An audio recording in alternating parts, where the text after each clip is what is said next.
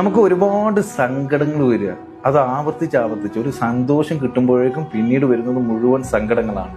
പ്രശ്നത്തിന്റെ മേലെ പ്രശ്നങ്ങൾ. ഒന്നിനും എവിടെയും എങ്ങനെ നോക്കിയിട്ട് ഒരു പരിഹാരം കണ്ടെത്താനോ സമാധാനം കണ്ടെത്താനോ സന്തോഷം കണ്ടെത്താനോ പറ്റാത്തൊരവസ്ഥ. എനിക്ക് മാത്രം എന്താണ് ഇങ്ങനെ വരുന്നത്? വെച്ചടി കയറ്റം എന്നതിന് പകരം ഓരോ പ്രശ്നം കഴിയുമ്പോൾ നമ്മൾ വിചാരിക്കും ഇതോടുകൂടി കഴിയുന്നു. പക്ഷെ പ്രശ്നത്തിന്റെ മേലെ പ്രശ്നങ്ങൾ ഇങ്ങനെ വന്നുകൊണ്ടേയിരിക്കുകയാണ്. എന്തുകൊണ്ടായിരിക്കും നമുക്ക് അതിനെ അതിജീവിക്കാൻ പറ്റാത്തത്?